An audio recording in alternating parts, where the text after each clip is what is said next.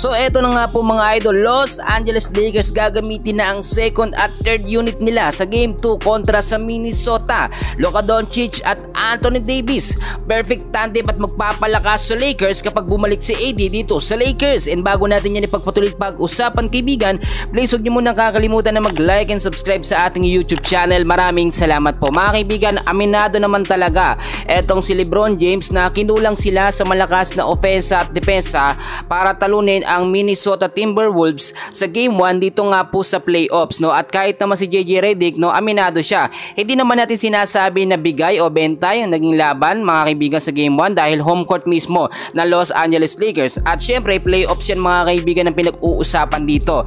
But so far kung titignan ninyo dito po sa naging starting 5 na lineup ng Lakers, wala naman tayong masasabi, no?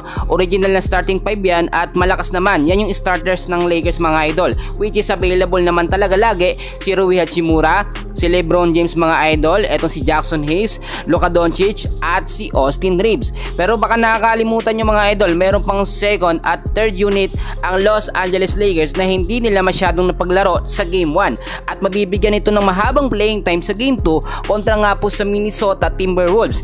Inaasahan mga kaibigan sa second unit, eto nga po si Gabe Vincent, Dalton Knecht, Dorian Finney-Smith, si Jared Vanderbilt, Maxi Kleber mga kaibigan ay mabibigyan po ng mahabang playing time. Ang sinasabi natin mga kaibigan, etong second unit ay malakas po na malakas talaga, which is sa third unit naman, no, medyo hindi ito masyadong magagamit dahil hindi kalakasan yung third unit ng Lakers, pero kahit papano pwede na. Nandyan si Bronny James, Shake Milton, Jordan Goodwin, Markieff Morris at si Alex Len, no? Mahina ito pero kung titignan naman natin sa second unit pwedeng kumuha yung starters na kapalitan. Kapag kasi hindi nakapaglaro o nagpagod, ito nga pong sabihin na natin si Rui Hachimura nagpahinga, pwedeng pumalit. Ito pong si Dorian Finney-Smith. Kapag hindi naman nakapaglaro at napagod nga po sa second half, sa third and fourth quarter, etong si Austin Reeves, available naman si Gabe Vincent at si Dalton Knecht. Mga kaibigan, ito pa sinasabi ko sa inyo, backup na sentro ng Lakers, no? Hindi pa natin masyadong nakikita sa Game 1 mga idol.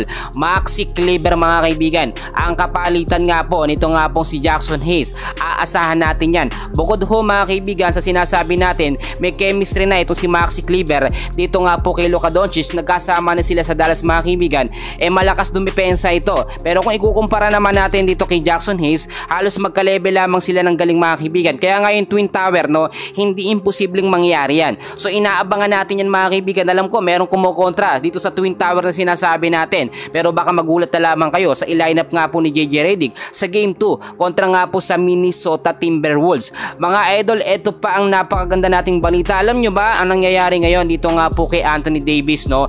Hindi siya nagugustuhan ng Dallas Mavericks, especially itong si Nico Harrison, no? Dahil nga po lagi daw nai-injury.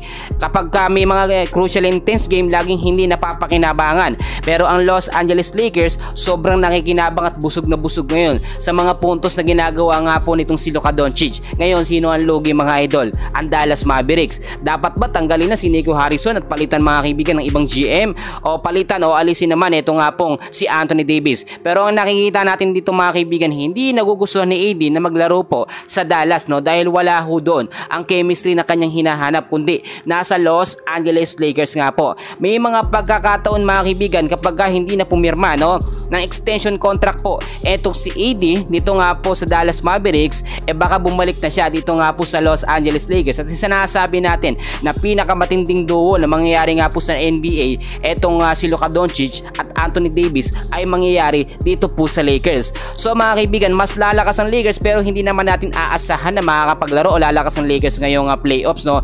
May chance pa rin naman, no, ang Lakers sa mga susunod na game. Marami nagsasabi, no, na dapat bumawi na lamang daw ang Lakers sa Game 2 at sa mga susunod na game dito nga po sa kupunan ng Minnesota Timberwolves.